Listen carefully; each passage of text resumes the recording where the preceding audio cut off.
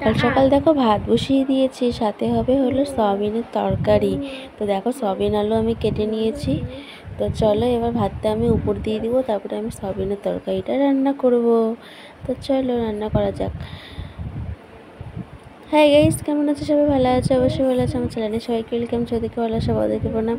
তো চলো এখন আমি দেখো সয়াবিনটা সম্বরা দিব এখন। তো দেখো আমি দিয়ে দিচ্ছি, যেহেতু শর্টকাট রান্না করছি। তো আমার ছেলে সকালে বলেছিল, মানে আজকে স্কুলে যায়নি, আজকে কিন্তু বৃহস্পতিবার। তো বৃহস্পতিবারের ভিডিওটা আমি করছি, আগের দিনের ভয়েসটা আজকে দিচ্ছি। আর যেহেতু আমার ছেলে স্কুল যায়নি, তো বলছে সয়াবিনের তরকারি করে দাও মা।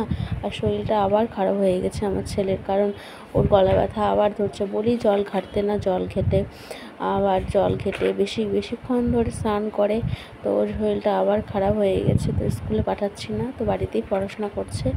এবার চলো দেখো আমি সয়াবিনটা কষিয়ে নিচ্ছি। আর বেশি কিছু তো রান্না করিনি, শুধু ভাত আর সয়াবিনের তরকারি। আর রাত কী বলে, রাত্রে ওর বাবা আসবে, তারপরে যদি কিছু ভাজা টাজা করবো। তো চলো এখন ভিডিওটা করে তারপরে। আর তাছাড়াও কালকে সারাদিন আমি না ভিডিওই করতে পারিনি, ভিডিও আপলোডও করতে পারিনি। রাত্রে কিছুটা দিয়েছি। আর যাদেরকে আমি সাপোর্ট করছি তারা অবশ্যই সাপোর্ট করো আমাকে, আর পাশে থেকেও ভালোবাসা দিও। আর হ্যাঁ, ফেসবুক থেকে দেখে থাকলে অবশ্যই ফলো করো, আর ইউটিউব থেকে দেখে থাকলে অবশ্যই সাবস্ক্রাইব করে বেল আইকনটা অন করে রাখো, যাতে আমার ভিডিও তাড়াতাড়ি তোমাদের কাছে পৌঁছে যায়। চলো এখন আমি কষিয়ে নিচ্ছি, কষিয়ে তারপরে জল দিয়ে দিব, জল দিয়ে তারপরে ঢাকা দিব, তারপরে আমি ওকে খেতে দিব। তো অনেক কাজ ছিল, জানি বৃহস্পতিবারে হচ্ছিলো পুজো দেওয়া থাকে আমার।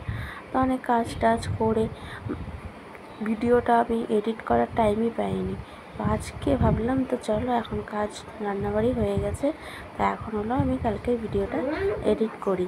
তো ভাবলাম তো চলো এখন সয়াবিনের তরকারি করে, মানে সয়াবিনের তরকারিটা তো আছেই, আজকে আবার ডাল করেছি, যেহেতু কালকে সয়াবিনের তরকারি একটু আছে, ডাল করেছি আর নিম পাতা ভাজা করেছি।